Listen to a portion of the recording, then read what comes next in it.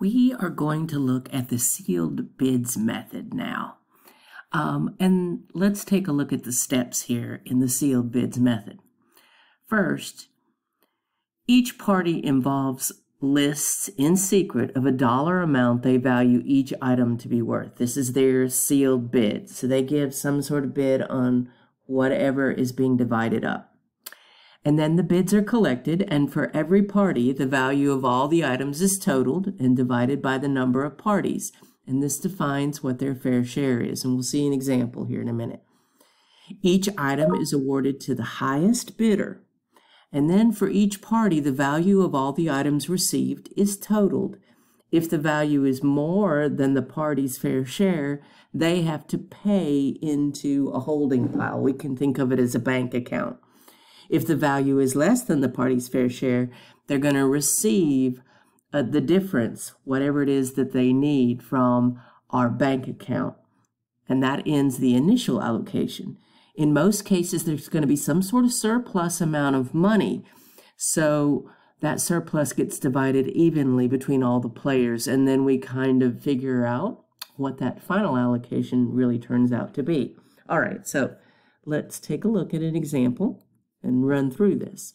Okay, so we have 4 heirs, A, B, C, and D, and they're going to fairly divide an estate that only consists of 2 items, a desk and a vanity. So clearly, not everybody's going to get the desk, or not everybody's going to get something. They're going to get money if they don't get the desk or the vanity. All right, so we're going to use this method of sealed bids. So the players have already bid in dollars secretly as to what they value these things as. All right, so we are going to figure out, first of all, what their fair shares are. And to do that, we total up what their bids were. So A bid $320 for the desk and $220 for the vanity.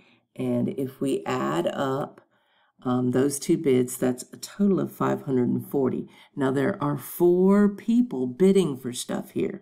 So A's fair share is $540 divided by 4, which is going to be, let's see, 135. Now, even though question A only asked for A's fair share, we're going to get everybody's fair share because we're going to need it for our initial allocation. So I'm going to go ahead just below this one. B's fair share is 380 divided by the 4 people, or $95. C's fair share is, let's see, if we add up C, there are 500 there, so it's 500 divided by 4, which is $125. And finally, D's fair share, let's see, it looks like that adds up to 440. So 440 divided by 4, let me move the screen here.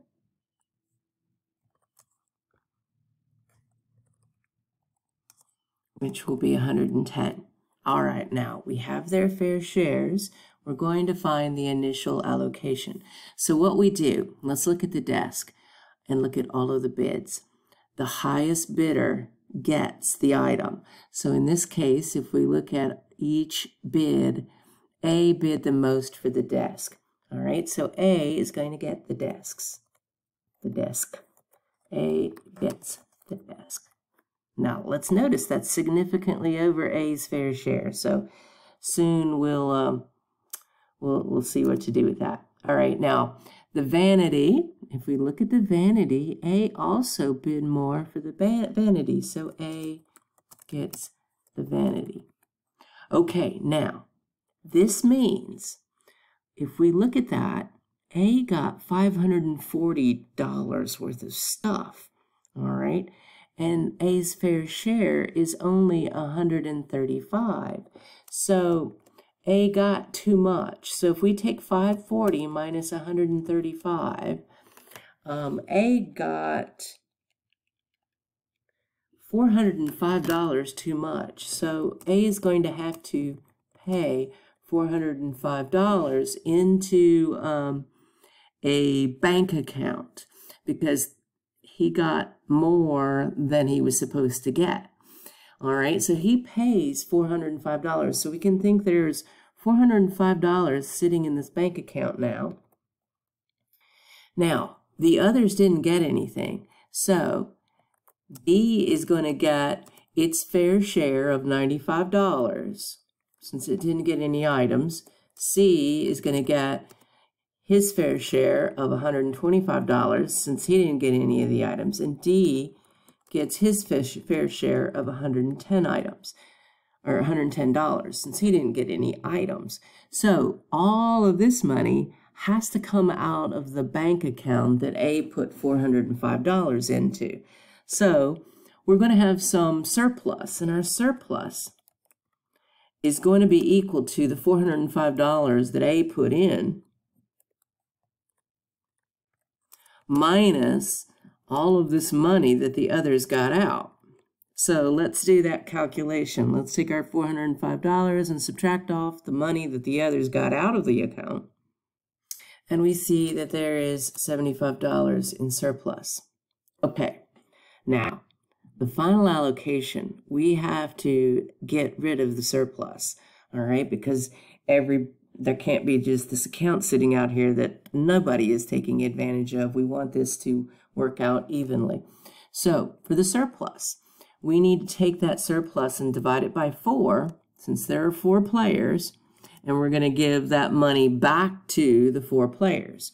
All right, so 75 divided by 4 is going to give us $18.75. So now each of the players are going to get back or get an additional $18.75. All right, so let's first look at player A. A is still getting the desk. He still gets the vanity. However, he was paying $405, but he's getting $18.75 back. So we need to take the $405 minus the $18.75 to see what he's really paying, because he's getting some back. So he's really getting to pay $386.25.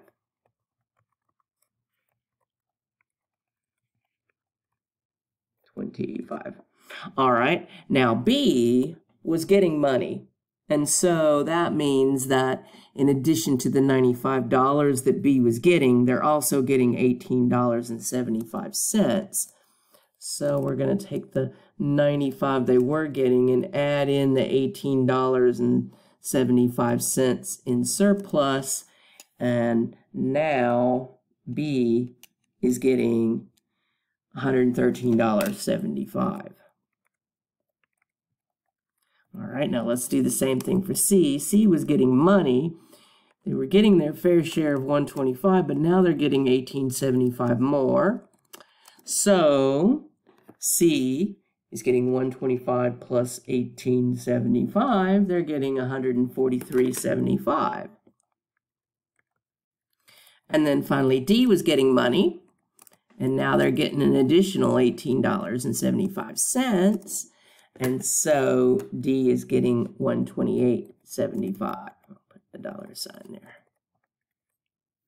All right, so there's our steps. Let's notice that we first calculated the fair share by adding up someone's bids and dividing by the number of players, or the number of people bidding. We found the initial allocation by giving the items to the highest bidder. That person is generally going to be getting, or maybe more than one person is going to be getting too much, and they have to pay back what they have over their fair share to some sort of bank account or kitty. And then the others, if they don't get something, they get their fair share in money. We then see what the surplus is by taking the amount people have paid in and subtracting off the amount that it's getting paid out. We divide that surplus by the number of players, and that money goes back to everybody. So we have to figure out how much money everybody is getting, and if somebody's paying in, then that amount that's going back is going to be less they have to pay in.